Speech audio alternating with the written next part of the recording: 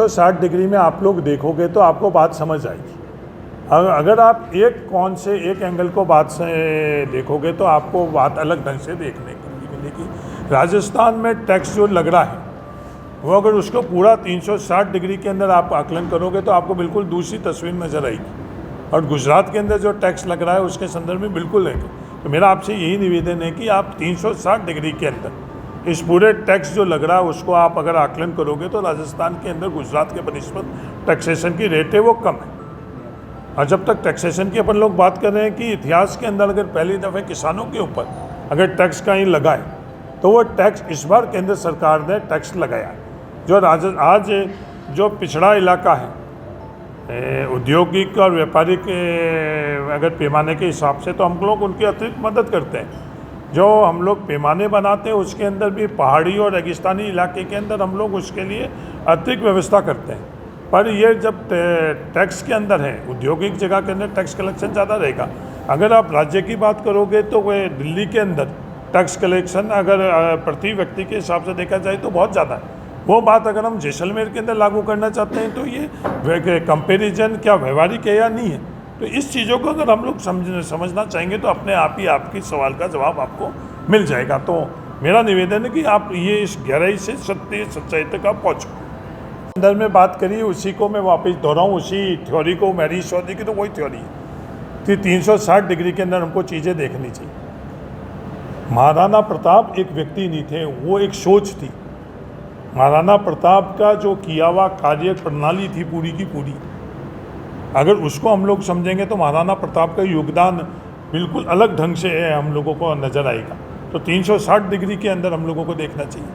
विपदा के समय के अंदर मजबूत लोग, साधन वाले, पदों वाले लोग महाराणा प्रताप को सबको छोड़कर चले गए। वो महाराणा प्रताप का नेतृत्व ही था, आत्मविश्वास था, जिसके कारण उस विषम परिस्थितियों के अंदर वहाँ के स्थानीय आदिवासियों को नेतृत्व देकर महाराणा प्रताप ने वो पूरा मुकाबला कर आज हमारे देश के लिए नहीं पूरी दुनिया के लिए गौरव है।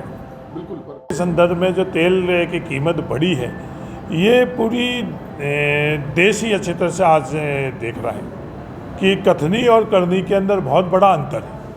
आज जब एक राज्य के मुख्यमंत्री हुई, जब आपकी बिल्कुल आपकी सोच, आपकी बात, आपका स्टैंड बिल्कुल अलग हुई, उत्तर और दक्षिण तक का 180 डिग्री का जो टर्न है वो दुनिया के अंदर ऐसा उदाहरण कहीं में नहीं मिलेगा। जो मैं आज देश के प्रधानमंत्री जब गुजरात के मुख्यमंत्री थे उस दिन उनका कहना बिल्कुल अलग था, आज देश के प्रधानमंत्री बने तो उसका बिल्कुल ही अलग था। यूपीए के समय लाखों करोड़ रुपए सब्सिडी देकर तेल के अंदर देश के आम नागरिकों को राहत पहुंचाई गई।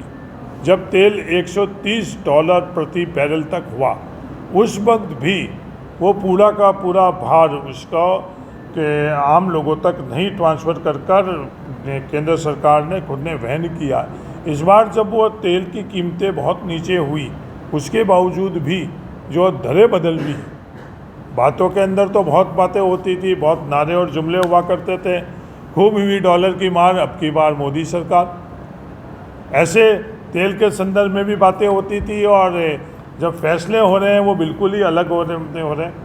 आज जब हम लोग की जो स्थितियाँ बनी हुई है हर फ्रंट के ऊपर, तो मेरा वापस निवेदन है केंद्र सरकार से कि तेल के दाम के लिए आप विड्रॉ करो और राहत पहुंचाओ भारत की जनता के लिए।